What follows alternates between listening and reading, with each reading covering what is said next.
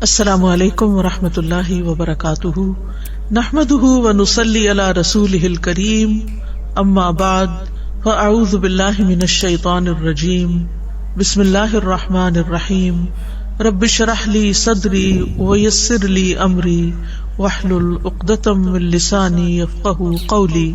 انسان خطا کا پتلا ہے، انسان سے انسانوں کے حق میں بھی کوتاہی ہو جاتی ہے اور اللہ رب العزت کی بارگاہ میں بھی نافرمانی ہو جاتی ہے۔ دن رات گناہ ہوتے ہیں، لیکن گناہوں کے بعد ان پر شرمندہ ہونا، توبہ کرنا، یہ بندہ مومن کی شان ہوتی ہے۔ لیکن ان پر فخر کرنا یا ان گناہوں کی کھلم کھلا تشہیر کرنا، یہ گناہ پر گناہ کرنا ہے۔ گناہ کرنے کے بعد انسان اگر توبہ کر لیتا ہے تو ایسے ہو جاتا ہے گویا اس نے گناہ کیا ہی نہ ہو، لیکن اگر وہ اصرار کرتا ہے تو دل سیاہ ہو جاتا ہے، بے حس ہو جاتا ہے، اور یوں انسان اللہ کی رحمت سے دور ہوتا چلا جاتا ہے۔ گناہوں کی تشہیر کرنے کو ناپسند کیا گیا ہے کیونکہ اس میں بہت سی قباحتیں ہیں۔ ایسا شخص دوسروں کو بھی گناہ کی دعوت دے رہا ہوتا ہے تو قیامت کے دن وہ ان کے گناہ کا بوجھ بھی پھر اٹھائے گا۔ خصوصاً وہ لوگ جو معاشرے میں فحش کو عام کرتے ہیں، ان کے لیے قرآن میں دنیا اور آخرت میں دردناک عذاب کی بشارت دی گئی ہے۔ جس قوم میں فحاشی اعلانیہ ظاہر ہو جاتی ہے تو ایک حدیث کے مطابق ان میں طاعون اور ایسی بیماریاں پھیلنے لگتی ہیں جو ان سے پہلے کے لوگوں میں کبھی سنی بھی نہ گئی ہوں۔ گناہ کی تشہیر ناپسندیدہ کام ہے۔ صحت مند معاشرے کے لیے جو چیز ضروری ہے وہ یہ ہے کہ لوگ ایک دوسرے کی خوبیوں کا چرچا کریں، نیکیوں کو عام کریں، خیر کی دعوت دیں، لیکن برائیوں کا نہیں۔ خوبیوں کے چرچے سے معاشرے میں مثبت اقدار کو فروغ ملتا ہے، لیکن لوگوں کے عیب بیان کرنا اور خاص طور پر مجلسوں میں لوگوں کی برائیوں کا چرچا کرنا، یہ ایک قابل اعتراض بات ہے۔ اگر کسی انسان سے کوئی غلطی ہو جائے تو اسے تنہائی میں سمجھانا چاہیے، اس کی تشہیر نہیں کرنی چاہیے۔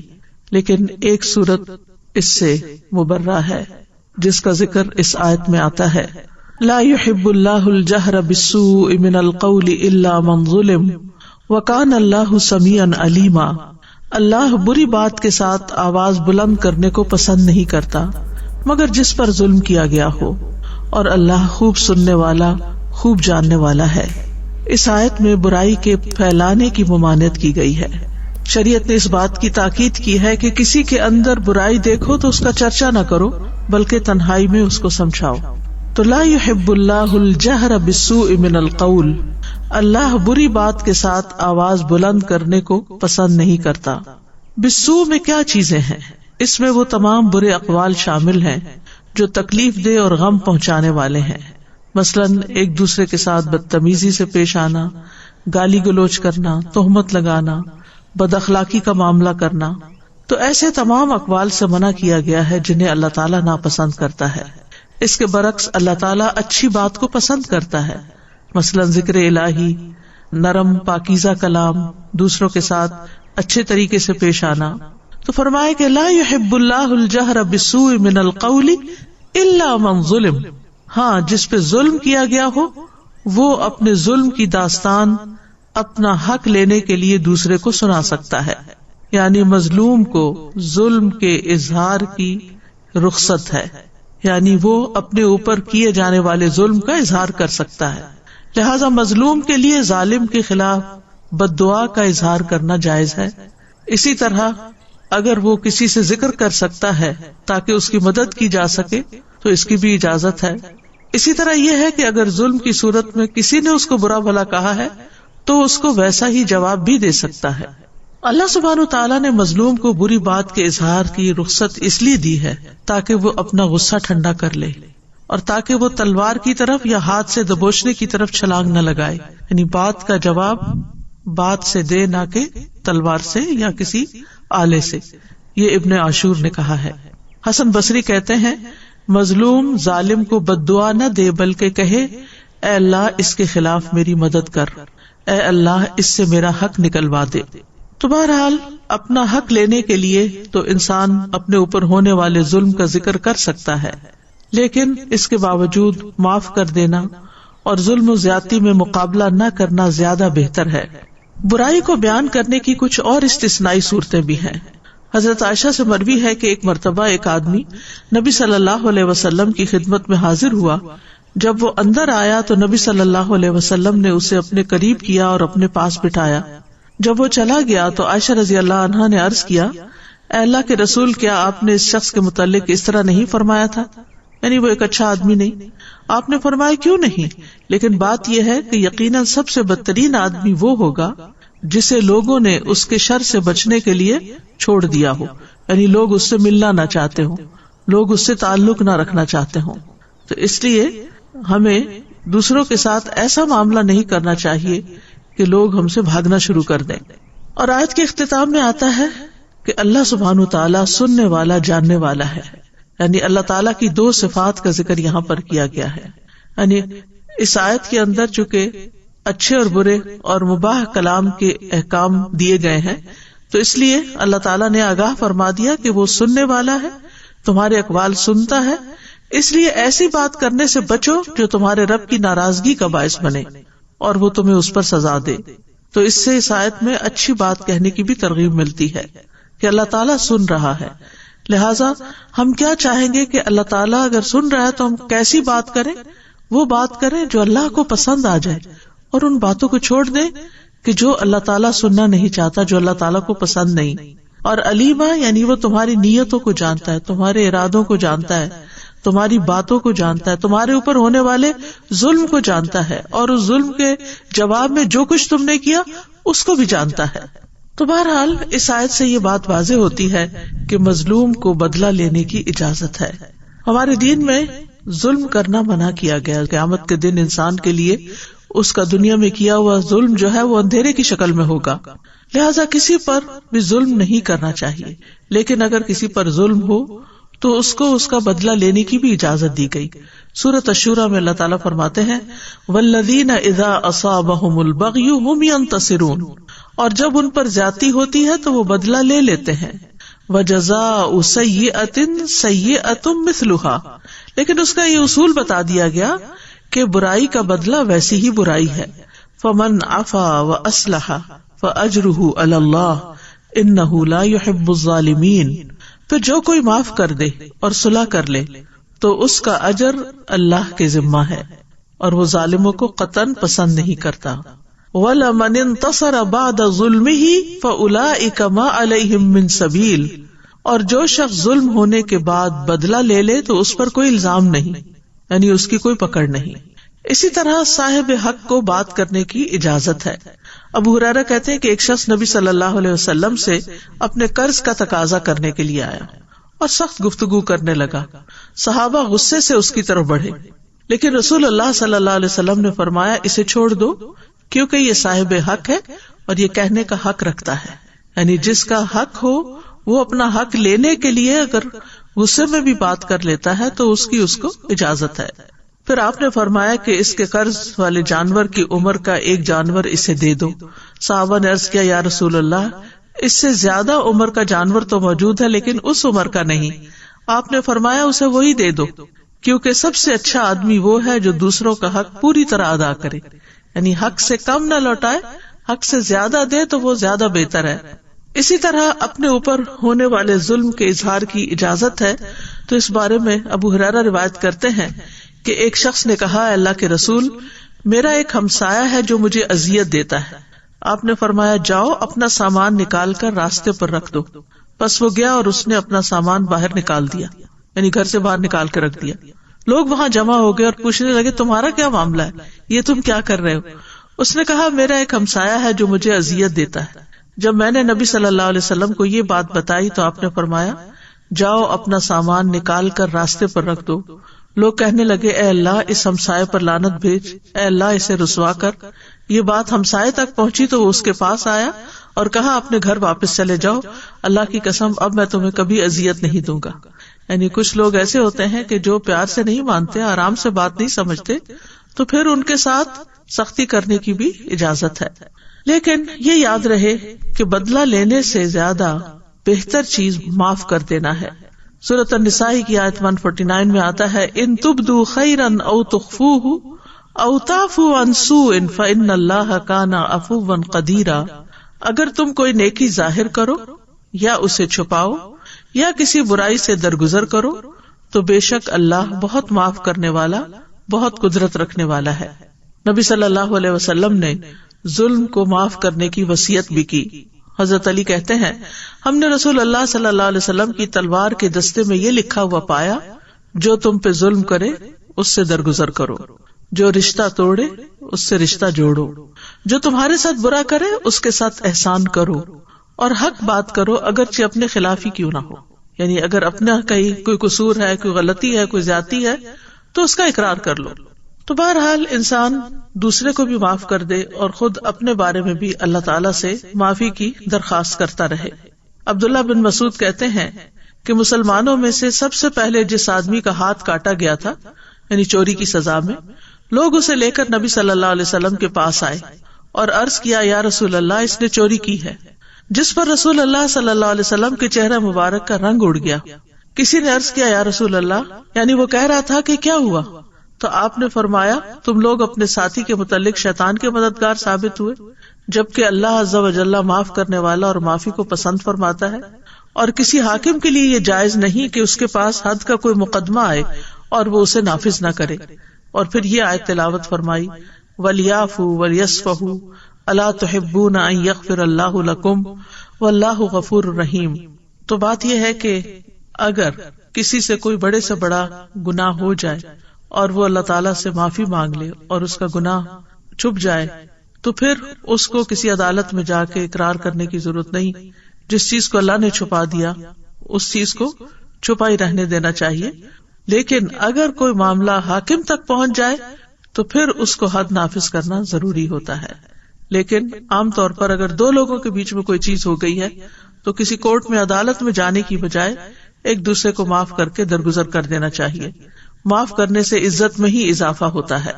رسول اللہ صلی اللہ علیہ وسلم نے فرمایا، درگزر کیا کرو، اللہ تمہیں عزت دے گا۔ ایک اور روایت میں آتا صحیح مسلم میں رسول اللہ صلی اللہ علیہ وسلم نے فرمایا، صدقہ مال کو کم نہیں کرتا۔ بظاہر ایسا لگتا ہے کہ وہ ہمارے ہاتھ سے نکل گیا، ہمارے اکاؤنٹ میں کمی ہو گئی، لیکن اللہ سبحانہ تعالیٰ کہیں اور سے عطا کر دیتا ہے۔ اور معاف کرنے سے اللہ بندے کی عزت میں اضافہ ہی کرتا ہے، اور جو اللہ کے لیے تواضع اختیار کرتا ہے اللہ اس کو بلندی عطا فرماتا ہے۔ اور پھر اس آیت میں ایک خاص بات یہ ہے کہ اس میں اللہ سبحانہ تعالیٰ کی صفت محبت کا اس بات ملتا ہے کہ اللہ تعالیٰ محبت بھی کرتا ہے۔ امام ابن تیمیہ کہتے ہیں کہ کتاب و سنت اور مسلمانوں کا اجماع ہے کہ اللہ اپنے مومن بندوں سے محبت کرتا ہے اور وہ اس سے محبت کرتے ہیں، جیسا کہ اللہ تعالیٰ کا فرمان ہے، والذین آمنوا اشد حبا للہ، ایمان والے سب سے زیادہ اللہ ہی سے محبت کرتے ہیں۔ اللہ سبحانہ وتعالیٰ کس سے محبت کرتا ہے؟ اللہ تعالیٰ محسنین سے محبت کرتا ہے، دوسروں پر احسان کرنے والوں سے، یعنی جو ہم سے اچھا نہ کرے ہم اس کے ساتھ اچھا کریں۔ ان اللہ یحب المحسنین، اللہ تعالیٰ متقین سے محبت کرتا ہے، فإن اللہ یحب المتقین، اور جس سے اللہ تعالیٰ محبت کرتا ہے اس کا اعلان کر دیتا ہے۔ حدیث میں آتا ہے جب اللہ تعالیٰ کسی بندے سے محبت کرتے ہیں تو جبریل علیہ السلام کو بلاتے ہیں اور ان سے کہتے ہیں، بے شک میں اپنے اس بندے سے محبت کرتا ہوں، تم سب اس سے محبت کرو۔ تو جبریل علیہ السلام حاملین عرش میں اس کا چرچا کرتے ہیں، تو آسمان والے حاملین عرش کی ملی جلی آوازوں کا شور سنتے ہیں، تو ساتویں آسمان والے بھی اس سے محبت کرنے لگتے ہیں، پھر ہر ایک آسمان والے اس سے محبت کرتے ہیں، یہاں تک کہ اس کی مقبولیت آسمان دنیا تک آ جاتی ہے، پھر اس کا ذکر زمین پر اتر آتا ہے، پھر زمین والے بھی اس سے محبت کرنے لگتے ہیں۔ لہٰذا ہمیں وہ کام تو کرنے چاہیے کہ جن سے اللہ کی محبت حاصل ہوتی ہے، لیکن ان کاموں سے بچنا چاہیے کہ جو اللہ تعالیٰ کو پسند نہیں، کیونکہ اس سے اللہ تعالیٰ کی محبت نہیں ملتی۔ اور انہی میں سے ایک کام ہے لا یحب اللہ الجہر بالسوء، کہ برائی کو، گناہ کو ظاہر کرنا اللہ کو پسند نہیں، اونچی آواز میں اس کا چرچا کرنا اللہ کو پسند نہیں۔ اور سب سے بڑا گناہ یہ ہے کہ انسان اعلانیہ نافرمانی کرے، کھلم کھلا کرے، ڈھیٹ بن کے کرے، اوپنلی کرے۔ جب کوئی انسان علل اعلان گناہ کا ارتکاب کرتا ہے یا چھپ کر کرتا ہے اور اللہ تعالیٰ اس پہ پردہ ڈال دیتا ہے، لیکن وہ اللہ کے اس گناہ پہ پردہ ڈالنے کو کمتر سمجھتے ہوئے لوگوں کو بتانے لگتا، تو یہ چیز اللہ تعالیٰ کو سخت ناپسند ہے۔ اسی لیے اللہ تعالیٰ نے فرمایا لا یحب اللہ الجہر بالسوء من القول الا من ظلم، صرف مظلوم کو اجازت ہے ورنہ اجازت نہیں ہے۔ اور اس میں خاص طور پر جس چیز کو برا سمجھا گیا ہے وہ ہے گناہ کو ظاہر کرنا، کھلم کھلا کرنا، یعنی زبان سے کوئی گالی گلوچ مثلاً کرنا، یا عملی طور پر کوئی گناہ کر کے پھر اس کا اشتہار دینا یا اس پر فخر کرنا۔ ابو ہریرہ کہتے ہیں کہ میں نے رسول اللہ صلی اللہ علیہ وسلم کو فرماتے ہوئے سنا کہ میری تمام امت کو معاف کر دیا جائے گا سوائے کھلم کھلا گناہ کرنے والوں کے۔ اور گناہوں کو کھلم کھلا کرنے میں یہ بھی شامل ہے کہ ایک شخص رات کو کوئی گناہ کا کام کرے اور اس کے باوجود کہ اللہ نے اس کے گناہ کو چھپا دیا، مگر صبح ہونے پر وہ کہنے لگے اے فلاں میں نے کل رات فلاں فلاں برا کام کیا تھا، رات گزر گئی تھی، اس کے رب نے اس کا گناہ چھپائے رکھا، لیکن جب صبح ہوئی تو وہ خود اللہ کے پردے کھولنے لگا۔ اسی طرح ماضی کی کوئی غلطیاں ہو چکی ہوں، پرانے گناہ یاد ہوں، یا جن گناہوں پر انسان شرمندہ ہو تو اس کا ذکر لوگوں سے نہیں کرنا چاہیے، کیونکہ بعض اوقات کوئی گناہ ہمارے دل پہ بوجھ بنتا ہے۔ وہ بوجھ کیوں بنتا ہے؟ تاکہ ہم توبہ کریں، تاکہ توبہ کر کے اللہ کو منا کے اللہ کو راضی کر کے ان گناہوں کو نیکیوں سے بدل کے ہم اس گناہ کے بوجھ سے آزاد ہوں۔ لیکن بجائے اس کے کہ ہم توبہ کریں یا ہم اس گناہ کو دھونے کے لیے کوئی صدقہ خیرات کریں یا کوئی نوافل پڑھے یا کوئی ذکر اذکار کرے یا استغفار کرے، ہم لوگوں کو اپنی کہانیاں بتانا شروع کر دیتے ہیں، میں نے فلاں موقع پہ چوری کی اور فلاں موقع پہ زنا کیا اور فلاں موقع پہ ایسا کیا اور ویسا کیا۔ ان باتوں سے گریز کرنا چاہیے، ایسی باتوں کو معاشرے میں نہیں کرنا چاہیے، کیونکہ جو لوگ سنتے ہیں وہ بھی پھر وہ گناہ کرنے کو ہلکا سمجھنے لگتے ہیں اور ان کے لیے بھی گناہ آسان ہو جاتا ہے۔ ابن حجر کہتے ہیں کہ مجاہر سے مراد وہ شخص ہے جو اپنی نافرمانی کو ظاہر کرے، تو جو ہو چکا سو ہو چکا، اب اس کے اوپر اللہ سے توبہ کر کے رو رو کے معافی مانگ لی جائے، لیکن اعلان نہ کیا جائے، مجاہر نہ بنا جائے۔ تو گناہ کے اظہار کی 3 اقسام ہیں، اس میں ایک تو کھلم کھلا گناہ کرنا اور دوسرا جس کو اللہ نے چھپایا اس کو ظاہر کرنا، یعنی گویا ایک شخص فخر کا اظہار کرتے ہوئے یا اللہ کے پردہ ڈالنے کو حقیر سمجھتے ہوئے لوگوں کو اپنا گناہ بتاتا ہے، تو ایسے لوگ اللہ تعالیٰ کی درگزر اور معافی سے فائدہ نہیں اٹھاتے۔ تیسری قسم یہ ہے کہ فاسق لوگ ایک دوسرے کو نافرمانیوں کے بارے میں بتائیں اور ان کے بارے میں گفتگو کریں، اپنی مجلسوں میں ان کا ذکر کریں، تو یہ بھی ناپسندیدہ چیز ہے۔ تو گناہ اور نافرمانی دنیا اور آخرت میں برے انجام کا سبب ہے۔ نافرمانیوں کے بہت سے نقصان ہیں، بہت سے گناہ ایسے ہیں جس سے انسان کے رزق میں کمی ہو جاتی، جس سے انسان بلاؤں اور آفتوں کا شکار ہو جاتا ہے، اور گناہوں کی وجہ سے ہی آخرت میں بھی انسان کا انجام برا ہوتا ہے۔ پچھلی قومیں جتنی بھی تباہ و برباد ہوئی، ان کی وجہ کیا تھی؟ کہ انہوں نے اپنے رب کو ناراض کیا تھا۔ تو اس میں ہم دیکھتے ہیں کہ وہ کیا چیز تھی جس نے آدم علیہ السلام کو جنت سے نیچے اتروا دیا، وہ کیا چیز تھی جس نے قوم نوح کو ڈبو دیا، وہ کیا تھا جس نے قوم عاد کو ایک تیز و تند سرکش آندھی سے ہلاک کر دیا، وہ کیا چیز تھی جس نے قوم سمود کو کڑک کے عذاب سے ہلاک کر دیا، کس چیز نے قوم لوط کی بستیوں کو الٹا دیا اور اس کے بعد ان پر آسمان سے پتھر برسائے گئے۔ یاد رکھیے قوم لوط پر 1 نہیں 5 عذاب آئے تھے۔ وہ کیا چیز تھی جس کی وجہ سے فرعون اور اس کے لشکر کو ڈبو دیا گیا، اور اس کے علاوہ بھی دنیا میں دیگر اقوام کن چیزوں کی وجہ سے تباہ ہوئے؟ وہ دراصل ان کا گناہ کرنا اور کھلم کھلا گناہ کرنا تھا۔ ابن بطال کہتے ہیں گناہ کے اظہار کرنے میں اللہ اور اس کے رسول اور نیک مومنوں کے حق کو حقیر جاننا ہوتا ہے، اس میں ایک طرح سے ان کی مخالفت کرنا بھی ہے، اور گناہوں کو چھپانا ان کو ہلکا سمجھنے سے بچنا ہے۔ یعنی جو شخص گناہ چھپاتا ہے وہ سمجھتا ہے کہ میں نے بہت بڑی غلطی کی ہے، تو یہ کسی کے سامنے نہیں جانی چاہیے۔ لیکن جو شخص گناہ ظاہر کرتا ہے وہ کیا سمجھتا ہے؟ تو کیا ہوا، یہ کیا بات ہے، اس سے تو کوئی فرق نہیں پڑتا، کیونکہ گناہ کرنا جو ہے یہ کرنے والے کو ذلیل کر دیتا ہے، دوسروں کی نگاہوں میں گرا دیتا ہے۔ تو آپ دیکھیے کہ کوئی شخص اس بات سے بھی نہ ڈرے کہ میں نے غلط کیا اور مجھے لوگ کیا کہیں گے، اور وہ الٹا اس پر فخر کر کے اس کو نشر کر رہا ہے۔ پھر اسی طرح یہ ہے کہ اگر وہ ایسے گناہ ہوں جن پر حد قائم ہوتی ہے تو پھر وہ حد لگنے کا موجب بن جاتے ہیں۔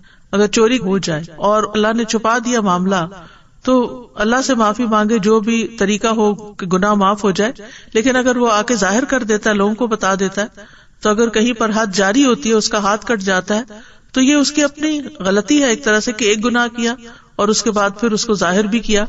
پھر اسی طرح یہ ہے کہ اگر ایسے گناہ ہوں جن پہ حد نہیں لگتی تو تعزیر لگنے کا موجب ہو سکتے ہیں، پھر اسی طرح یہ ہے کہ انسان دوسروں کے لیے گناہ کے راستے ہموار کر دیتا ہے. ابو ہریرہ کہتے ہیں کہ رسول اللہ صلی اللہ علیہ وسلم نے فرمایا، جس شخص نے ہدایت کی دعوت دی اسے ہدایت کے پیروی کرنے والوں کے اجر کے برابر اجر ملے گا اور ان کے اجر میں کوئی کمی نہیں ہوگی. اور جس نے گمراہی کی دعوت دی، اور یہ کھلم کھلا گناہوں کو مزے لے لے کے بیان کرنا جو ہے، یہ ایک طرح سے گمراہی کی دعوت دینا ہے کہ تم بھی کر لو، ہم نے کیا کچھ نہیں ہوا، تم بھی کر سکتے ہو. اس پر اس کی پیروی کرنے والوں کے برابر گناہ کا بوجھ ہوگا اور ان کے گناہوں میں کوئی کمی نہیں ہوگی. پھر اسی طرح شریعت نے ہمارے لیے ہر معاملے میں زندگی کے کچھ حدود رکھی ہیں جن کی پاسداری ضروری ہے. ان میں حرام کاموں کا ارتکاب ہے، خواہ وہ کسی بھی نوعیت کے ہوں، تو ان چیزوں سے بھی بچنے کی ضرورت ہے. مثال کے طور پر آپ دیکھیے، جیسے عورتوں کا زیب و زینت کے ساتھ بازاروں میں جانا، نامحرم لوگوں کے سامنے آنا. تو اب اگر کوئی شخص یہ کھلم کھلا بغیر پرواہ کیے ہوئے نکل رہا ہے تو وہ بھی ایک طرح سے عملی طور پر گناہ کو ظاہر کر رہا ہے. اسی طرح کھلم کھلا شراب پینا، کہ اس ملک میں تو کوئی پابندی نہیں، کوئی روک ٹوک نہیں، لیکن یہ ہے کہ اگر تم مسلمان ہو اور تم ایسا کام کر رہے ہو سب کے سامنے، تو اس کا یہ مطلب نہیں کہ چھپ کے کرتا رہے. نہیں، چھپ کے کرنا بھی منع ہے، کیونکہ چھپ کے کرنا اس لحاظ سے اور برا ہے کہ اللہ سبحانہ وتعالیٰ دیکھتا ہے. لیکن یہاں مطلب یہ ہے کہ جب انسان کھلم کھلا بیچ بازار کے کوئی کام کر رہا ہوتا ہے تو جتنے بھی راہ گزر لوگ ہوتے ہیں وہ اس سے انسپائر ہوتے ہیں اور پھر وہ بھی ان گناہوں میں ملوث ہو جاتے ہیں. پھر اس آیت سے یہ بات بھی دیکھنے کی ہے کہ اللہ تعالیٰ کے ناپسندیدہ اقوال کون سے ہیں. اس میں سب سے پہلے غیبت آتی ہے. غیبت جو ہے یہ ایک کبیرہ گناہ ہے. قرآن مجید میں آتا ہے وَلَا يَغْتَبْ بَعْضُكُمْ بَعْضًا أَيُحِبُّ أَحَدُكُمْ أَن يَأْكُلَ لَحْمَ أَخِيهِ مَيْتًا فَكَرِهْتُمُوهُ وَاتَّقُوا اللَّهَ إِنَّ اللَّهَ تَوَّابٌ رَحِيمٌ. اور تم میں سے کوئی کسی دوسرے کی غیبت نہ کیا کرے. کیا تم میں سے کوئی پسند کرتا ہے کہ اپنے بھائی کا گوشت کھائے جبکہ وہ مردہ ہو؟ تم اسے ناپسند کرتے ہو. اور اللہ سے ڈرو، یقیناً اللہ بہت توبہ قبول کرنے والا، نہایت رحم والا ہے. نبی صلی اللہ علیہ وسلم نے بھی فرمایا تھا، اے ان لوگوں کی جماعت جو صرف زبان سے ایمان لائے ہو، ان کے دلوں میں ایمان داخل نہیں ہوا، مسلمانوں کی غیبت مت کیا کرو، کیونکہ جس کے اندر ایمان ہوتا ہے وہ اپنی زبان برائی کے ساتھ نہیں کھول سکتا. اور نہ ان کی عزت و آبرو کے درپے ہوا کرو، یعنی ان کے بارے میں بری باتیں کر کے ان کی عزت کو دوسرے کی نگاہ میں پامال نہ کیا کرو. اس لیے کہ جو کسی کی عزت کے درپے ہوتا ہے اللہ اس کی عزت کے درپے ہو جاتا ہے، اور جس کی عزت کے درپے اللہ ہو جائے تو اس کو اس کے گھر میں ہی رسوا کر دیتا ہے. پھر اسی طرح چغلی کھانے سے منع کیا گیا ہے. چغلی وہ ہوتی ہے کہ جس میں ایسی بری بات کسی کی دوسرے کو بتائی جائے کہ دو لوگوں کے درمیان نفرت پیدا ہو جائے، آپس میں دوستی ختم ہو جائے، تعلق ختم ہو جائے. عبد الرحمن بن غنم نبی صلی اللہ علیہ وسلم سے روایت کرتے ہیں کہ اللہ کے بہترین بندے وہ ہوتے ہیں کہ انہیں دیکھ کر اللہ یاد آ جائے، اور اللہ کے بدترین بندے وہ ہوتے ہیں جو چغل خوری کرتے ہیں، دوستوں کے درمیان جدائی پیدا کر دیتے ہیں، باغی، بیزار اور سرکش ہوتے ہیں. نبی صلی اللہ علیہ وسلم ایک مرتبہ 2 قبروں کے پاس سے گزرے تو آپ وہاں کھڑے ہو گئے. صحابہ کہتے ہیں کہ ہم بھی ساتھ کھڑے ہو گئے تو آپ کے چہرے کا رنگ بدلنے لگا، یہاں تک کہ آپ کے کرتے کی آستینیں کانپنے لگی، یعنی آپ کے جسم پر کپ کپی طاری ہو گئی. ہم نے عرض کیا یا رسول اللہ صلی اللہ علیہ وسلم کیا بات ہے؟ آپ نے فرمایا کیا تم وہ نہیں سن رہے جو میں سن رہا ہوں؟ ہم نے عرض کیا اللہ کے نبی وہ کیا بات ہے؟ یعنی ہم تو نہیں سن رہے. وہ عذاب قبر تھا، قبر کے اندر مردوں کی چیخ پکار تھی. آپ نے فرمایا یہ دونوں آدمی اپنی قبروں میں ہلکے سے گناہ میں سخت عذاب دیے جا رہے ہیں. ہم نے عرض کیا یہ کس گناہ کا عذاب ہے؟ فرمایا ان میں سے ایک تو پیشاب کی چھینٹوں سے پرہیز نہیں کرتا تھا، یعنی پیشاب کرتے ہوئے اپنی پاکی ناپاکی کا خیال نہیں کرتا تھا، اور دوسرا لوگوں کو اپنی زبان سے تکلیف پہنچاتا تھا اور ان میں چغل خوری کیا کرتا تھا، یعنی ایسی باتیں کرتا تھا کہ جس سے دوسروں کو تکلیف ہو اور آپس میں لڑائیاں فساد ہوں. اس میں آپ دیکھیے کہ خود گھریلو زندگی کے اندر قریب کے رشتوں میں ایسی چیزیں بہت پائی جاتی ہیں. بعض اوقات بہو ساس کے خلاف شوہر کے کان بھر رہی ہوتی ہے، بعض اوقات ساس بہو کے خلاف بیٹے کے کان بھر رہی ہوتی ہے. چھوٹی چھوٹی باتوں کو بہت بڑھا چڑھا کے پیش کیا جا رہا ہوتا ہے. اگر کسی کو منع کیا جائے تو وہ کہتے ہیں میں کون سا غلط بات کر رہی تھی، میں بھی تو وہی بات کر رہی تھی جو اس میں تھی. یہی تو غیبت ہے، یہی تو غیبت ہے. اگر وہ بات اس میں نہ ہو تو یہ بہتان بن جاتی ہے. جو اس سے بھی بڑا گناہ ہے. اسی طرح کسی کی عیب جوئی نہیں کرنی چاہیے کہ چھوٹے چھوٹے نقص نکال کے اس کو بتا کے تم یہ کیوں کرتے ہو, تمہارے اندر یہ غلط بات ہے. ہاں, اگر آپ ایک والدہ ہیں تو اپنے بچے کو سمجھانے کے لیے کر سکتی ہیں, اپنے کسی ساتھی کو آسان انداز میں بتا سکتی ہیں, لیکن دوسروں کو برا بھلا کہنا سامنے یا پیچھے یہ درست نہیں. رسول اللہ صلی اللہ علیہ وسلم نے فرمایا, اگر کوئی شخص تمہیں برا بھلا کہے اور تمہیں تمہاری کسی بات پر جو وہ جانتا ہو آر دلائے تو تم اس کے عیب پر جو اس میں ہو اسے آر مت دلانا, بلا شبہ اس کا وبال اسی پر ہوگا. یعنی بعض اوقات ہمیں دوسروں کی خامی کا, کمی کا, کوتاہی کا پتہ ہوتا ہے اور ہم بات کرتے ہوئے اس کو وہ یاد کرا کے بات کرتے ہیں تاکہ وہ دوسرا جو ہے وہ ہمارے کنٹرول میں رہے.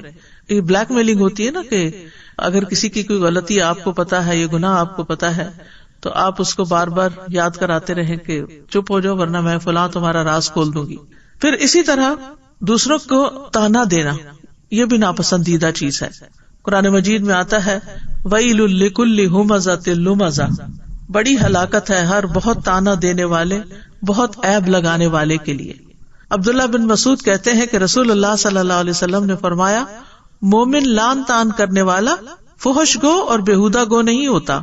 اسی طرح آپ نے ایک اور جگہ پر صحیح بخاری کی روایت ہے فرمایا, جس نے کسی مومن پر لعنت بھیجی تو یہ اس کو قتل کرنے کے برابر ہے, اور جو شخص کسی مومن پر کفر کا الزام لگائے تو یہ بھی اس کے قتل کرنے کے برابر ہے. یہ معمولی الزامات نہیں, معمولی تانے نہیں ہے. پھر اسی طرح کسی کی بے عزتی کر دینا, لوگوں کے سامنے دوسرے کو رسوا کر دینا, یہ بھی اللہ تعالیٰ کو پسند نہیں. نبی صلی اللہ علیہ وسلم نے فرمایا, بے شک سب سے بڑا سود یہ ہے کہ انسان ناحق کسی مسلمان کی عزت سے کھیلے. ایک اور روایت میں آتا ہے کسی کی آبرو ریزی کرنا سب سے بڑا سود ہے. پھر اسی طرح زبان سے اذیت دینا دوسروں کو, یہ بھی اللہ تعالیٰ کو پسند نہیں. ابو ہریرہ کہتے ہیں کہ ایک آدمی نے عرض کیا, یا رسول اللہ, فلاں عورت کثرت سے نماز, روزہ اور صدقہ کرنے میں مشہور ہے, لیکن وہ اپنی زبان سے اپنے پڑوسیوں کو ستاتی ہے. آپ نے فرمایا وہ جہنمی ہے. پھر اس نے کہا, یا رسول اللہ صلی اللہ علیہ وسلم, فلاں عورت نماز, روزہ اور صدقہ کی کمی میں مشہور ہے, وہ صرف پنیر کے چند ٹکڑے صدقہ کرتی ہے لیکن اپنی زبان سے اپنے پڑوسیوں کو نہیں ستاتی. آپ نے فرمایا وہ جنتی ہے. پھر اسی طرح بہت زیادہ باتیں کرنا اور دوسرے کے سر چڑھ جانا, زبان آوری کرنا, اس کے بارے میں رسول اللہ صلی اللہ علیہ وسلم نے فرمایا, یقیناً اللہ عز و جل ایسے آدمی سے غصے ہوتا ہے جو بہت باتیں بنائے, جو اپنی زبان کو ایسے چلائے جیسے گائے اپنی زبان چلاتی, یعنی لپیٹ لپیٹ کے گھاس کھاتی ہے. اسی طرح فحش باتیں کرنا یہ بھی اللہ تعالیٰ کو ہرگز پسند نہیں. حدیث میں آتا ہے فحش گوئی اور زیادہ باتیں کرنا نفاق کے 2 شعبے ہیں. پھر اسی طرح گالی گلوچ کرنا. رسول اللہ صلی اللہ علیہ وسلم نے فرمایا, بے شک اللہ نے میری طرف وحی نازل فرمائی ہے کہ تواضع اختیار کرو, کوئی کسی کے خلاف سرکشی نہ کرے اور نہ کوئی کسی پر فخر کرے. تو میں نے عرض کیا, اے اللہ کے رسول, اگر کوئی مجھے ایسے مجمع میں گالی دے جو لوگ حیثیت میں مجھ سے کم ہوں, اس پر میں اسے جواب دوں تو کیا پھر بھی مجھے گناہ ہوگا؟ آپ نے فرمایا, 2 گالی گلوچ کرنے والے 2 شیطان ہوتے ہیں, ایک دوسرے کی آبرو ریزی کرتے ہیں, یعنی اس کی عزت پامال کرتے ہیں اور جھوٹ بولتے ہیں. پھر اسی طرح لڑائی جھگڑا کرنا یہ بھی اللہ تعالیٰ کو سخت ناپسند ہے. بے شک اللہ کے ہاں سب سے ناپسندیدہ آدمی وہ ہے جو سخت جھگڑالو ہو. پھر کیل و کال, بحث مباحثہ کرنا. نبی صلی اللہ علیہ وسلم نے فرمایا, اللہ تمہارے لیے 3 باتیں پسند نہیں کرتا, بلا وجہ کی گپ شپ, مال کو ضائع کرنا اور کثرت سوال, یعنی بحث مباحثے کے لیے. پھر اسی طرح لایانی گفتگو کرنا یہ بھی اللہ کو پسند نہیں.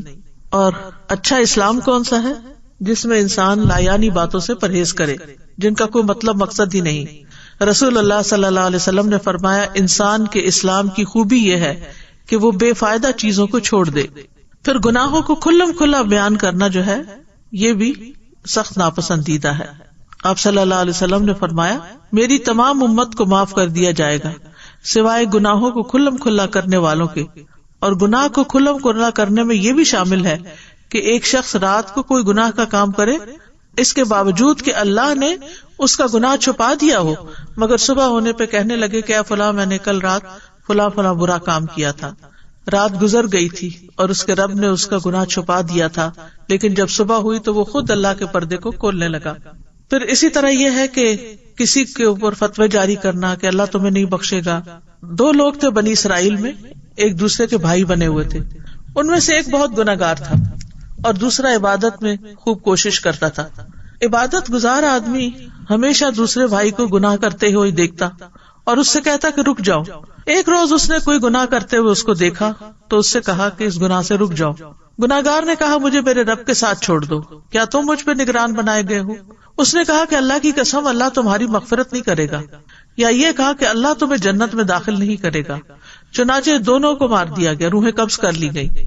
دونوں رب العالمین کے ہاں جمع ہوئے تو اللہ نے اس عبادت میں کوشش کرنے والے سے فرمایا کیا تو مجھے جانتا تھا؟ جو میرے ہاتھ میں ہے تجھے اس پر قدرت حاصل تھی.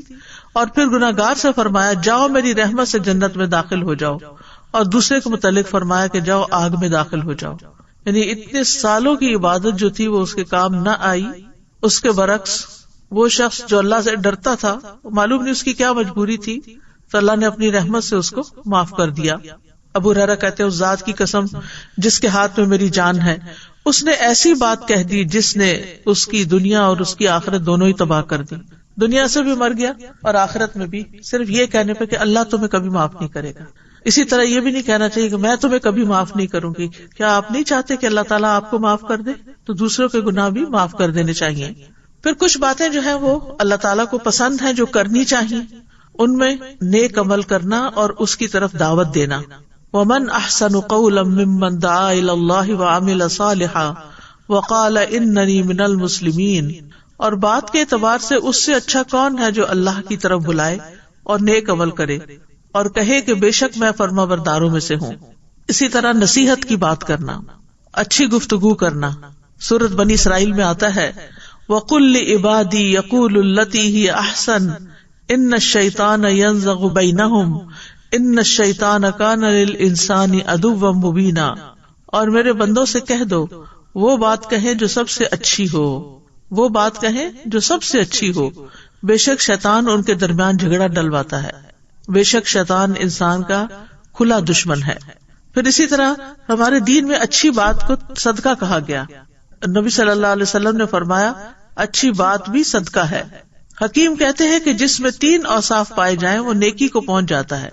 نمبر 1 سخاوت، نمبر 2 تکلیف پر صبر، اور نمبر 3 عمدہ کلام کرنا. وہ آتا نا کہ تم نیکی کو پا نہیں سکتے جب تک کہ تم یہ اور یہ کام نہ کرو.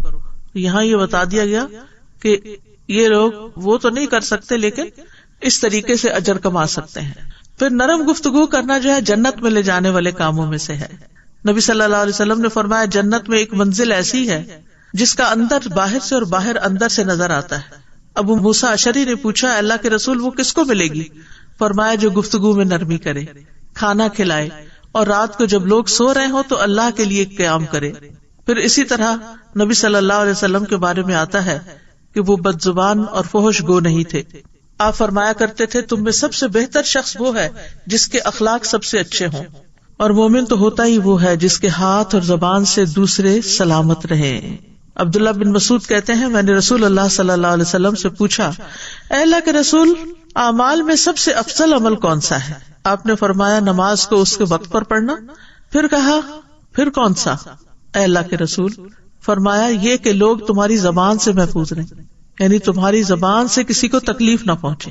پھر اسی طرح آپ نے فرمایا میں ذمہ دار ہوں جنت میں ایک جانب محل کا اس شخص کے لیے جو حق پہ رہتے ہوئے جھگڑا چھوڑ دے، یعنی حق اس کا ہے لیکن وہ ختم کر دے، بھلا دے اس کو. اور جنت کے درمیان میں ایک محل اس کا ہے جو مزاح میں بھی جھوٹ چھوڑ دے. اور جنت کی اعلیٰ منازل میں ایک محل ہے اس شخص کے لیے جو اپنے اخلاق کو عمدہ بنا لے. پھر اسی طرح دوسروں کی پردہ پوشی کرنا جو ہے اللہ تعالیٰ کو پسند ہے. جو شخص کسی مسلمان کے عیب کو چھپائے گا اللہ تعالیٰ قیامت کے دن اس کے عیب کو چھپا دے گا. پھر لغو سے اجتناب کرنا، یعنی بیہودہ بیکار باتیں جو حق سے دور کرنے والی ہیں ان سے منہ موڑ لینا. اور پھر حقیقت یہ ہے کہ انسان کو اللہ سبحانہ تعالیٰ سے دعا بھی کرنی چاہیے، کیونکہ بہت سے ارادے انسان باندھتا ہے، نیت کرتا ہے. جب اس طرح کی کوئی کلاس اٹینڈ کرتا ہے بہت سی احادیث سننے کو مل جاتی ہیں تو انسان واپس جا کر ریلیکس ہو جاتا ہے اور وقتی طور پر ہی عمل کرتا ہے، لیکن بعد میں پھر ان کو بھول جاتا ہے. تو اس کے لیے دعا بہت فائدہ مند ہے. ان میں سے اللہ کے پسندیدہ کاموں کی توفیق کی دعا مانگنا. رب اوزعنی ان اشکر نعمتک التی انعمت علی وعلی والدی وان اعمل صالحا ترضاہ وادخلنی برحمتک فی عبادک الصالحین. اے میرے رب مجھے توفیق دے کہ میں تیری نعمت کا شکر ادا کروں جو تو نے مجھ پر اور میرے ماں باپ پر کی ہے، اور یہ کہ میں نیک عمل کروں جسے تو پسند کرے، اور اپنی رحمت سے مجھے اپنے نیک بندوں میں داخل فرما لے. پھر زبان کی درستگی کی دعا کرتے رہنا چاہیے. اللہم اہد قلبی وسدد لسانی واسلل سخیمۃ قلبی. اے اللہ میرے دل کو رہنمائی عطا فرما، میری زبان کو درستگی عطا فرما، اور میرے دل کے کینے کو دور کر دے. پھر دوسروں پر ظلم کرنے سے پناہ مانگنی چاہیے. اللہم انی اعوذ بک من الفقر والقلۃ والذلۃ واعوذ بک من ان اظلم او اظلم. اے اللہ میں فقر و فاقہ، قلت اور ذلت سے تیری پناہ میں آتا ہوں، اور اس بات سے تیری پناہ میں آتا ہوں کہ میں کسی پر ظلم کروں یا کوئی مجھ پہ ظلم کرے. پھر اسی طرح اگر غصے میں آ جائے انسان اور کسی پر زیادتی کر بیٹھے خود، تو اس صورت میں اس کو دعا کرنی چاہیے کہ اے اللہ جس مومن کو میں تکلیف دوں یا اس کو برا کہوں یا اسے سزا دوں تو اسے اس کے لیے کفارہ اور باعث قرب بنا دے کہ وہ قیامت کے دن تیرے سے قریب ہو. پھر اسی طرح غصے کی حالت میں حق بات کہنے کی توفیق مانگنی چاہیے. وَأَسْأَلُكَ كَلِمَةَ الْحَقِّ فِي الرِّضَا وَالْغَضَبِ. اے اللہ خوشی اور غصے کی حالت میں حق بات کہنے کی توفیق عطا فرما. اور کرنے کے کام یہ ہے کہ اگر کوئی ظلم کرتا ہے تو اس کو معاف کر دیں، لوگوں سے درگزر سے کام لیں، جو کچھ ان کے پاس ہے ان پہ نظر نہ رکھیں. پھر اسی طرح اگر کوئی ہمارے ساتھ برائی کرے تو اس کا جواب احسن طریقے سے دیں، جاہلوں سے اعراض کریں، اپنی زبان کی حفاظت کریں، فائدے کی بات کریں ورنہ خاموش رہیں. زبان سے اللہ کی پسند ہی کی بات نکلے. لا یعنی اور بیکار گفتگو سے بچیں. کسی کے تکلیف پہنچانے پر اس کے لیے دعائے خیر کر دیں. تکلیف دینے والوں سے بدلہ نہ لیں اور ان سے خیر کی توقع رکھیں. ظالم کے حق میں بھی دعائے خیر کر دیں کہ اللہ سبحانہ تعالیٰ اس کو بھی ظلم سے باز آنے کی توفیق عطا فرمائے. وآخر دعوانا ان الحمد للہ رب العالمین. سبحانک اللہم وبحمدک اشہد ان لا الہ الا انت استغفرک واتوب الیک. السلام علیکم ورحمۃ اللہ وبرکاتہ.